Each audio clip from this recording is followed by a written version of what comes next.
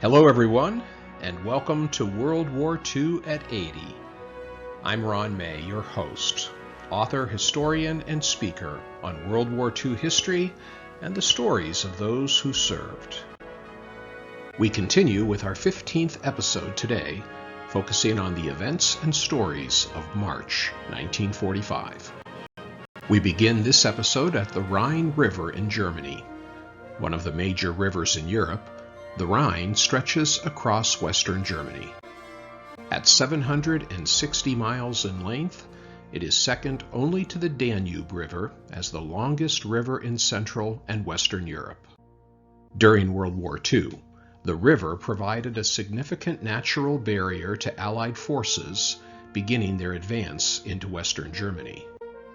With an average width of 1,300 feet, or 4 football fields, at its central section, the swift-moving river made it impossible for men to cross on foot or even attempt to swim. Determined to delay the U.S. advance in early 1945, German forces bombed and destroyed every bridge, there were 47 of them, that crossed the Rhine River. Shown in this photo are the bridges of German troops destroyed in the city of Cologne. Miraculously, the Ludendorff Railway Bridge at Remagen, 35 miles south of Cologne, remained intact at the beginning of March. You can see the bridge location on the map at left and where Remagen is located in Germany at the map on right. The German army initially used this bridge as an escape route for their retreating forces. After making it across the Rhine, they attempted to destroy the bridge with demolition charges, but failed to bring it down. Discovered by members of the U.S. 9th Armored Division on March 7th, the damaged but still functioning bridge, with its 1,000-foot span, provided critical access across the Rhine River. Following its discovery, an 18-day battle over control of the bridgehead ensued between U.S. and German forces. Mooresville, Indiana native PFC Richard Reynolds Blanc, serving with the First Army, lost his life in the battle for the Ludendorff Bridge. The damaged bridge finally collapsed on March 17th, tragically killing 33 American U.S. Army engineers and wounding 33 others. But not before 5 U.S. divisions and their armored vehicles had already crossed the bridge. Martinsville, Indiana native Charles William Bill Brummett survived crossing the Rhine River at Remagen, but just barely.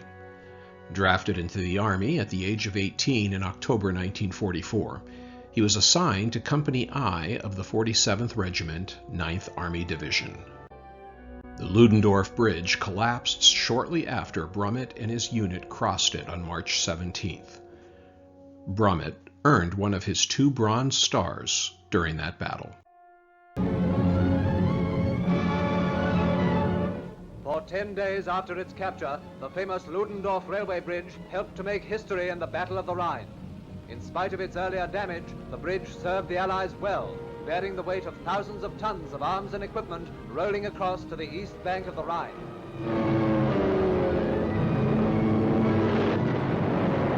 Desperate enemy dive-bombing attacks were continually beaten back from the ground.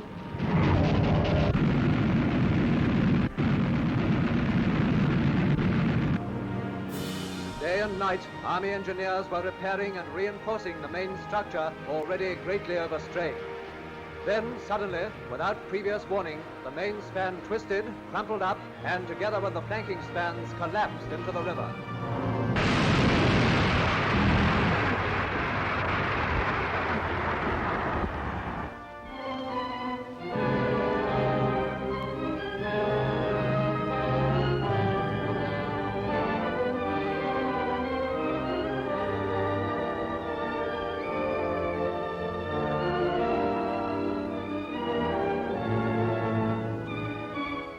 Many of the 300 men working on the bridge were hurled into the water. Some dived clear of the falling steelwork and clung to floating wreckage until help arrived.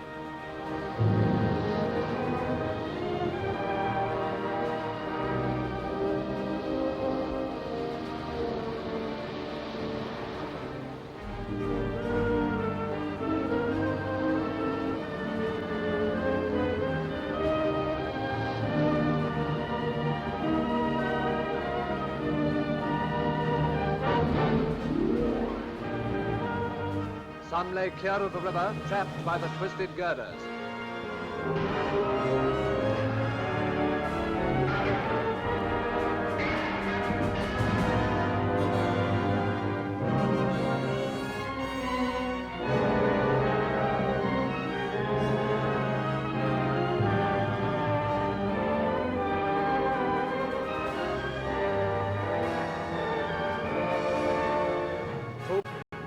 By the time the Ludendorff Bridge went down, American combat engineers had constructed treadway, pontoon, and Bailey bridges across the Rhine.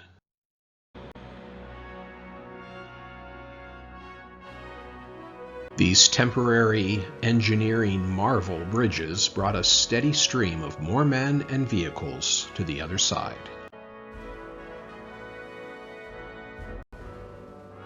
Additional forces were soon crossing the Rhine by small boats and floats.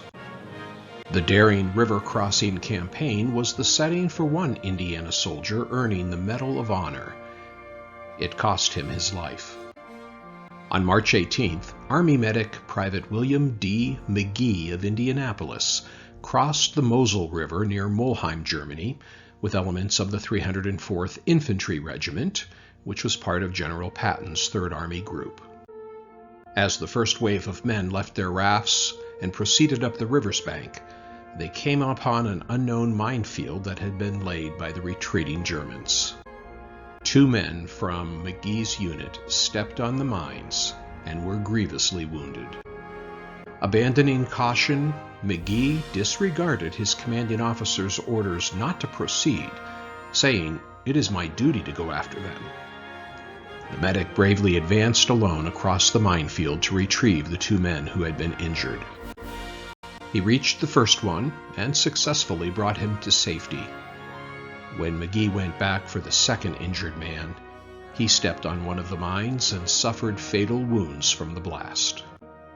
Other men from his unit wanted to rescue the bleeding and severely injured medic, but McGee, who was still conscious, refused aid and sternly pleaded for the men to stay back and not risk setting off another mine. McGee bled out and died in front of his comrades. He was 22 years old. 11 months after his death, on February 23, 1946, McGee was posthumously awarded the Medal of Honor.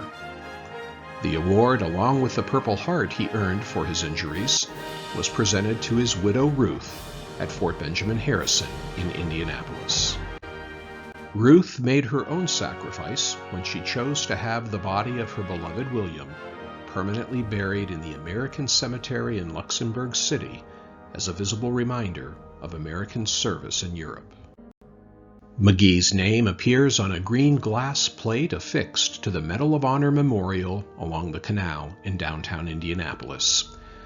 The memorial honors the 3,500-plus recipients who have received our nation's highest military award for their valorous service. On March 24th, Operation Varsity began along the Rhine River in northwestern Germany. It was part of the larger campaign, Operation Plunder, British General Montgomery's planned advance across the Rhine River. In this campaign, over 16,000 American and British paratroopers jumped from thousands of cargo planes to support the advancing ground troops. It was the largest airborne operation of World War II. By the end of March, Allied forces were streaming across the Rhine River and advancing into Germany. General Patton and his Third Army crossed by boat near Mainz on March 22nd. He showed his disdain for the German River and Nazi forces by urinating into the Rhine.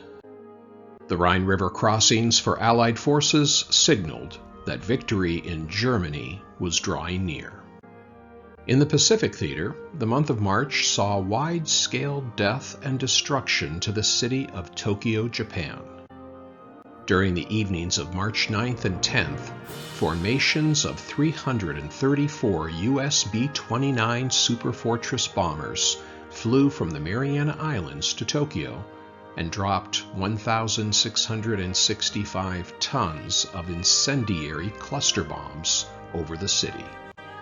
The shells contained napalm, a jelly-like petroleum that burned with intense heat and spread quickly. The aerial attack was codenamed Operation Meeting House and was the brainchild of General Curtis LeMay, commander of the 20th Bomber Group. The bombs produced an inferno that consumed 16 square miles of the city and caused the deaths of up to 100,000 Japanese citizens. The operation became the most destructive aerial bombing campaign in history. Bridgeport, Indiana native George Gladden witnessed the fiery spectacle from one of the B-29 bombers in the raid. A radio operator assigned to the 20th Air Force, Gladden and his crew had been making conventional bomb runs over Tokyo since November 1944. On March 9th and 10th, the 20th Air Force, now aided with the protection of P-51 fighters taking off from Iwo Jima's airfields, switched to low-elevation bombing with napalm. Gladden recalled of the sight, "As far as you can see, the whole town was on fire."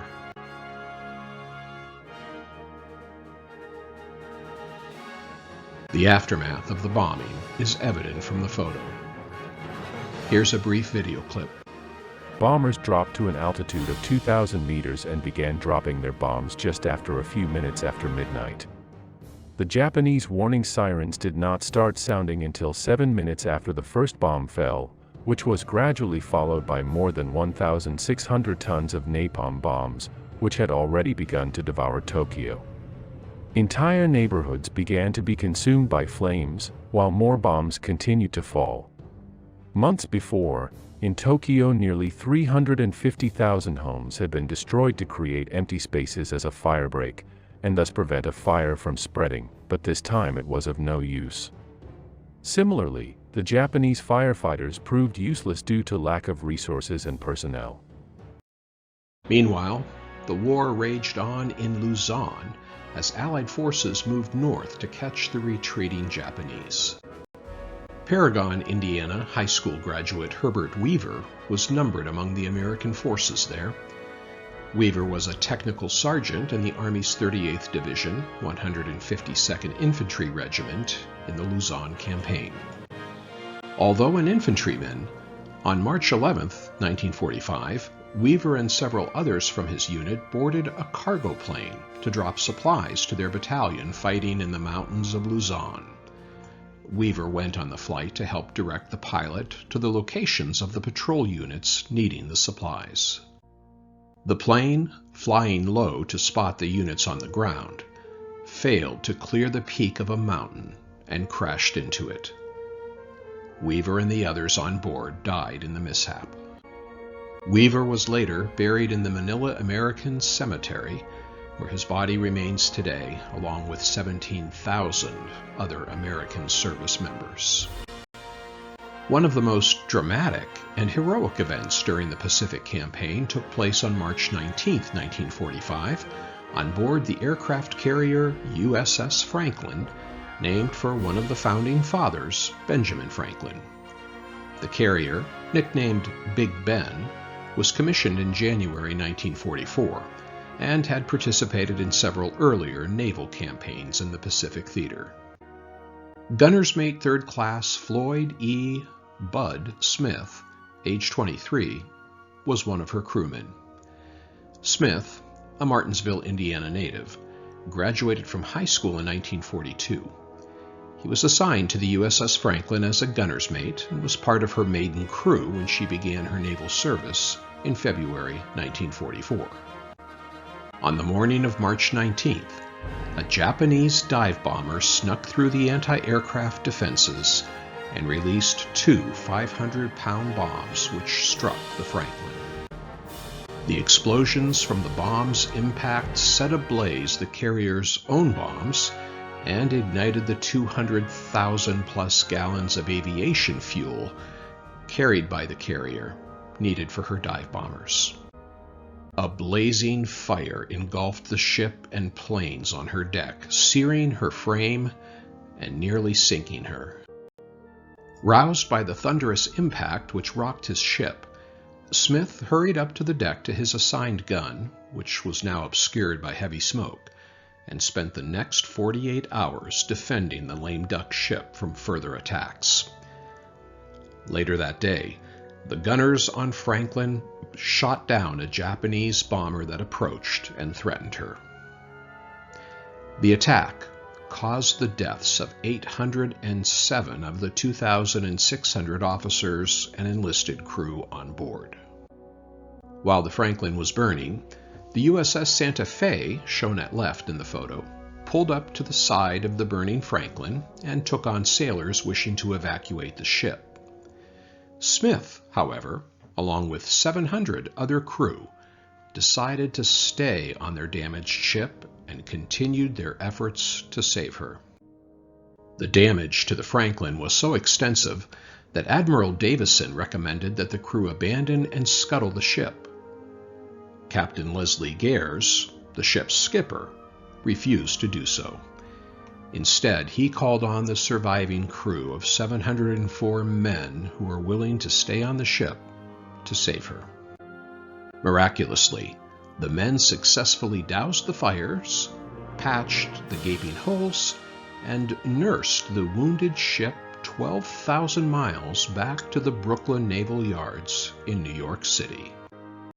She arrived in New York City in late April and underwent repairs and renovation. Although the Franklin had the distinction of the highest number of deaths for any surviving U.S. warship, the unbreakable spirit of Smith and the crew of the Franklin became another inspiring testimony that U.S. forces won't easily give up their ship or quit the fight against the enemy. Learn more about World War II history during 1945 and the stories of those who served in my World War II trilogy, Our Service, Our Stories, Volumes 1, 2, and 3. The books are available for purchase on my website, ronaldpmay.com. To contact me for questions or to schedule me for a speaking engagement, email me at ron@ronaldpmay.com. Also, be sure to check out all my other videos on my YouTube channel at World War II History and Stories with Ron May. You will find a link to my videos on the YouTube tab from the homepage of my website. Please consider liking and subscribing to my channel. Thanks for tuning into this episode. Please share it with others who you think may be interested. See you next month for our episode 16 featuring the events and stories of April 1945 on World War II at 80.